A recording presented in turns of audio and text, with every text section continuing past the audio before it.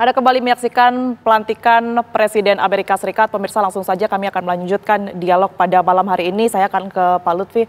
Pak Lutfi, saya ingat sekali pada awal Anda menjabat sebagai duta besar, pada saat itu Anda langsung ditugaskan, bahkan bertemu langsung dengan Donald Trump, betul ya? Di tahun 2020 kalau tidak salah. Nah, itu seperti apa kesannya dan bagaimana Anda memandang Donald Trump ini menilai Indonesia pada saat itu?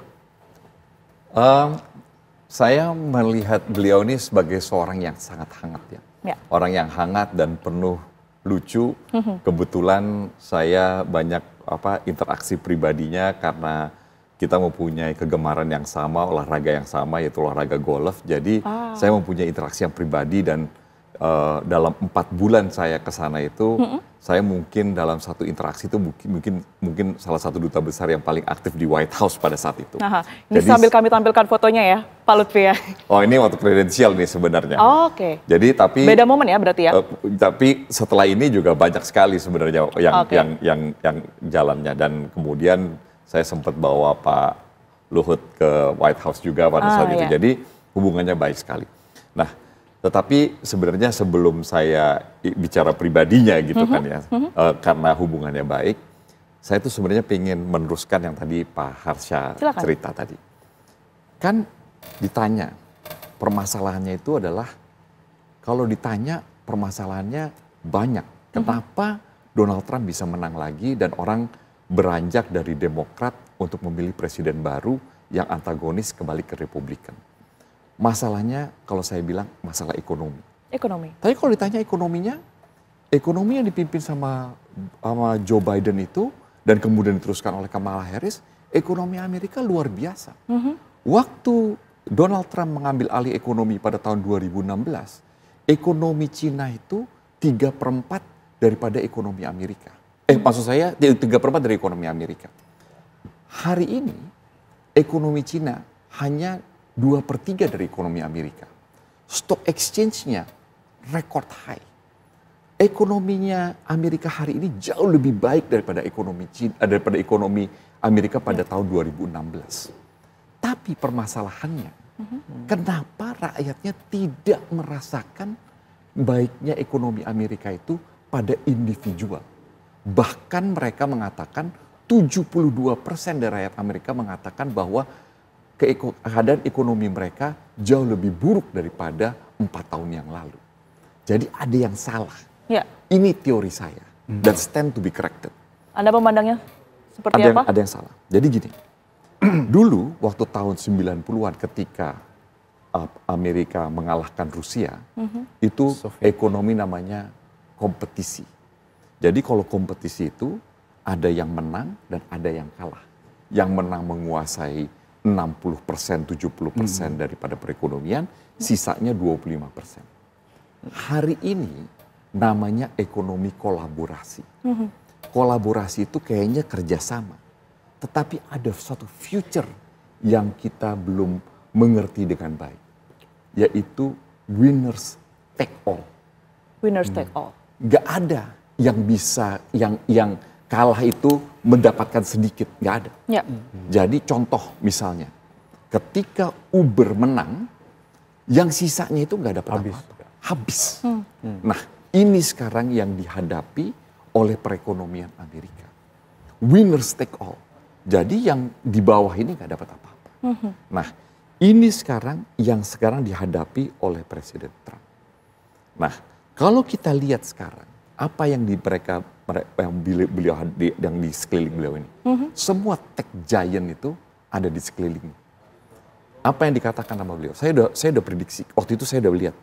Zaman Biden, EV car itu di levy 100%. Saya berani taruhan, abis ini levy car untuk mobil Cina pasti akan lebih dari 100%.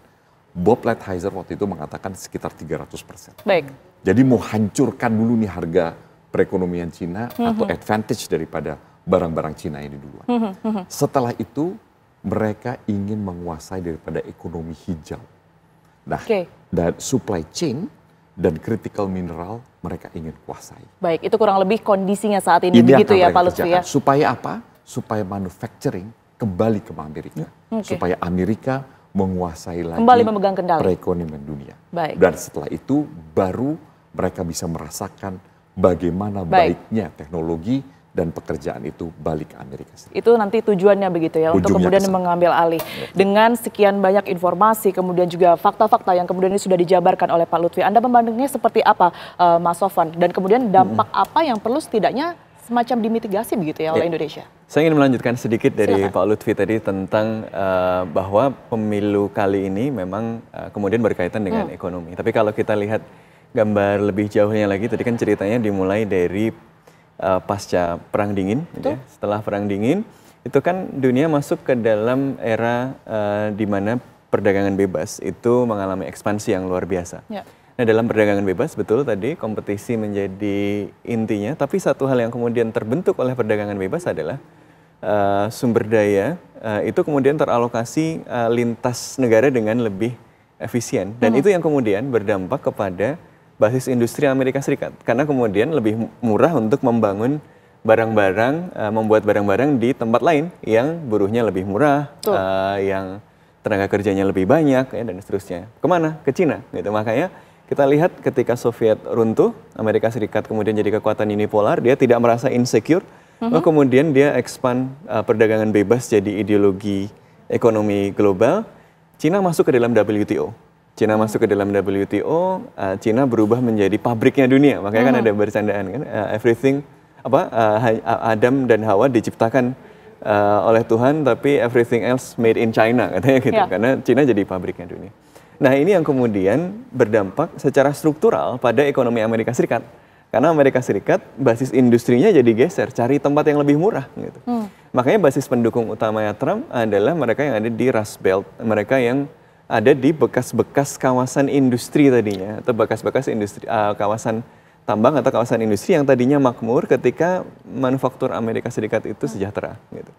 Nah, tapi ini sesuatu yang sebenarnya juga bukan hanya karena Biden dan Harris saja, ini sesuatu yang sifatnya struktural. Sehingga nanti pertanyaannya kemudian apakah, Trump retorikanya memang make America great again, dan jalan yang dipilih adalah dengan mencoba membawa kembali manufaktur ke Amerika Serikat. Tapi apakah semudah itu? Gitu. Nah, ini problemnya kan, tantangannya di situ. Dan apa harganya? Baik harganya untuk Amerika Serikat maupun harganya untuk masyarakat internasional. Nah, ini yang kemudian saya kira perlu diantisipasi. Kalau untuk Amerika Serikat sendiri, tentu perdebatannya adalah apakah memang kemudian semudah itu dengan menaikkan tarif, maka kemudian bisa meningkatkan daya saing dari industri dan manufaktur Amerika Serikat, sehingga kemudian bisa make America great again tadi gitu ya.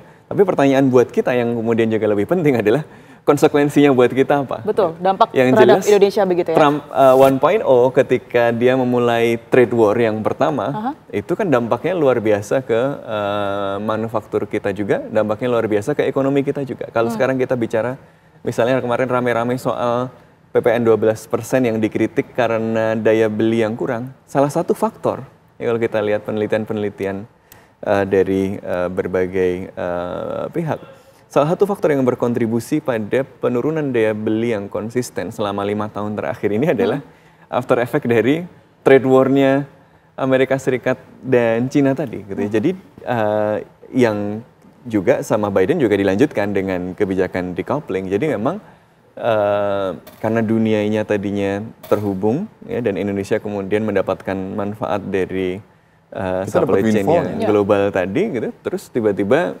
diputus gitu ya.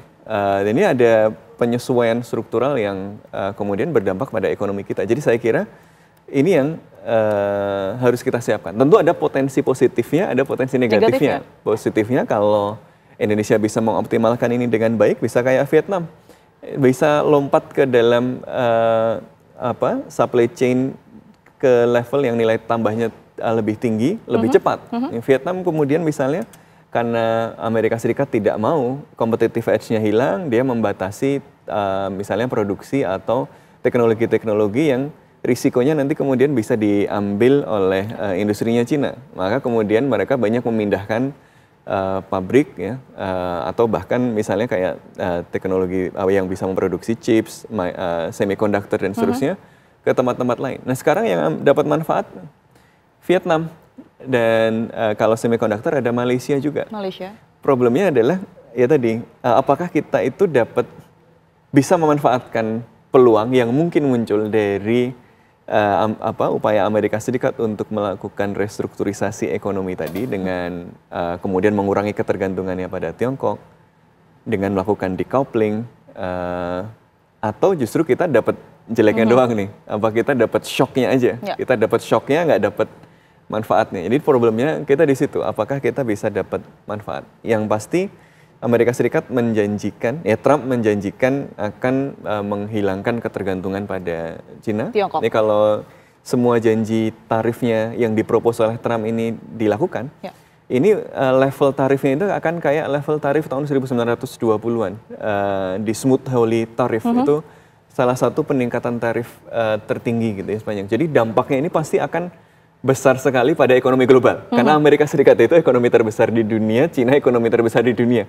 Dua-duanya itu hubungannya seperti apa akan mempengaruhi kita semua. Gitu. Baik, jadi dampak besar? Jadi baru yang di Trump 1.0 saja, yang itu masih icip-icip saja, itu dampaknya besar ke kita gitu. Apalagi ini nanti yang lebih, kalau benar-benar dilakukan dampaknya akan lebih besar. Jadi Indonesia harus benar-benar bersiap gitu ya. Dampak negatifnya harus dimitigasi dan kalau bisa memanfaatkan potensi positifnya tadi. Tapi ini kan artinya harus secara proaktif misalnya mengelola hubungan antara Amerika Serikat dengan Tiongkok. Gimana caranya kita bisa jadi tempat di mana Amerika Serikat itu tetap naruh investasi misalnya, tetap naruh proses transfer teknologinya, supply chain-nya, dan dapat manfaat dari situ ya, karena Cina kemudian dikeluarkan dari supply chain itu, Indonesia bisa mengisi sebagian. Tapi pada saat yang bersamaan, pada saat kita begitu, kita nggak kehilangan dari Cina juga. Gitu. Nah, ini kan challenge-nya adalah bagaimana kita menegosiasi hal ini. Ini baru yang ekonomi. Gitu kan? Karena sebenarnya kalau kita berbicara mengenai pemerintahan ini kan tidak hanya Amerika saja yang baru, tapi Indonesia ini kan juga memasuki masa 100 hari begitu ya. Apakah peluang tersebut ini bisa berhasil dimanfaatkan begitu ya pada kepemerintahan Presiden Prabowo Subianto? Nanti saya akan minta tanggapan dari Kang Irfan, tapi kita jeda terlebih dahulu. Pemirsa, kami akan kembali sesaat lagi untuk Anda.